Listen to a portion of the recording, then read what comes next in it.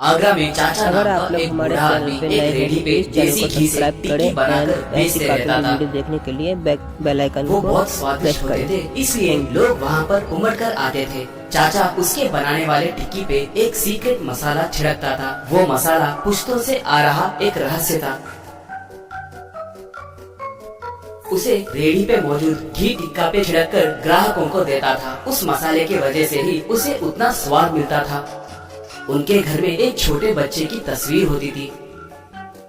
उसके सामने खड़े होकर चाचा और उसकी पत्नी हर दम दुखी होते रहते थे। चाचा, हमारा बेटा हेमंत बचपन में ही लापता हो गया। एक लौता बेटा था, अब कहाँ पर है, क्या कर रहा है पता नहीं। अगर वो होता तो कितना अच्छा होता था। अब मेरे बाद उस मसाले का राज और किसको बताऊं? कहता तो पति, वो जहाँ कहीं भी हो जिंदा रहे कहकर खुशी से रहे कहकर प्रार्थना करेंगे जी। मुझे उस भगवान पे भरोसा है, किसी न किसी दिन हमारा बेटा जरूर लौट आएगा। कहकर बोलती।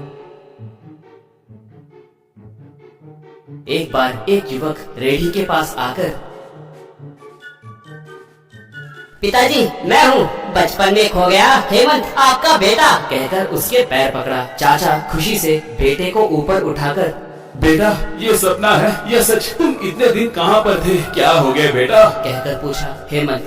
पिताजी उस दिन मैं मेले में भटककर किसी और के साथ चला गया। वो लोग मुझे मुंबई को ले जाकर वही पाल पोस कर बड़ा किए। वो लोग मैं उन्हें मिला हूँ कहकर नहीं बताए। पहले माँ मर गई, बाद में पिताजी मरते मरते वो राज मुझसे कह के मर गए। माँ कैसी है पिताजी? कहकर पूछा। घर में माँ बेटे को देखकर, बेटा तुम्हें देखे बिना ही हम लोग मर जाएंगे कहकर हम सोच रहे थे, मगर वो भगवान बहुत दयालु है, इसलिए तुम्हें हमारे पास पहुँचाए। बोली हेमंत तब। अब से कभी भी आप लोगों को मैं छोड़कर नहीं जाऊंगा माँ। पिताजी के पास काम सीखकर उनका हाथ बटाऊंगा। पिताजी मुझे उस मसाले का राज बताओ ना, कहा चाचा तब। ठीक है बेटा, पहले तुम घी टिक्की कैसे बनाते हैं सीखो, बाद में तुम्हें उस मसाले को कैसे बनाते हैं मैं सिखाऊंगा, कहा। ऐसे हेमंत चाचा के पास घी टिक्की बनाने का तरीका अच्छे से सीखने लगा। एक बार चाचा उसे एक पेपर देकर, बेटा हेमंत इस पेपर में उस मसाले को कैसे बनाते हैं वो सब लिखकर दे रहा हूँ, इसे देखकर तुम खुद मसाला बना सकते हो,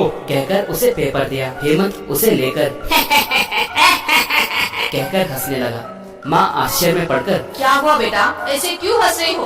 कहकर पूछी। वो तब, कौन है तेरा बेटा? मैं तुम्हारा बेटा नहीं हूँ। उस मसाले का राज जानने के लिए वैसे नाटक किया था। अब से मुझे तुम लोगों की कोई जरूरत नहीं है। मेरे जाल में अच्छे से फंस गए ना, कहकर वहाँ से चला गया। वो एक दुकान में उस चिट्ठी में लिखे सारे सामग्री खरीदा।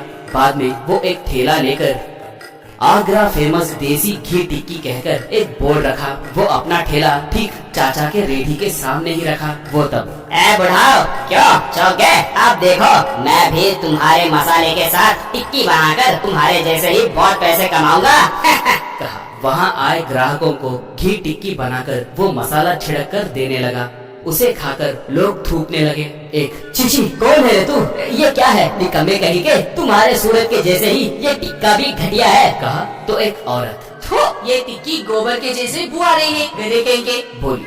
ऐसे वो सब उसे पकड़कर खूब मारे। वो देखकर चाचा, क्यों रे, मैंने तुम्हें सच में राज बताया है कहकर सोच रहे हो क्या?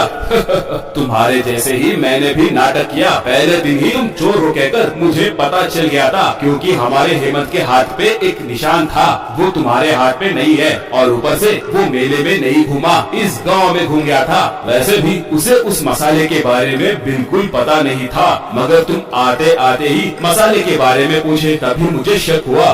तुम्हें एक और बात बताऊं, हमारे बेटे ने हमें कल ही फोन किया था, कह रहा था कि उसे किसी ने दुबई ले जाकर उसे पाला है। वो कल घर आ रहा है। उसका फोन आने के बाद ही मैंने तुम्हें वो चिट्ठी दिया। ऐसा लगा मेरा झटका, कहा। बस वो गश खाकर नीचे गिर गया। थोड़े दिनों के बाद हेमंत लौट कर आया। उसके माता पिता उसे देखकर बहुत खुश हुए।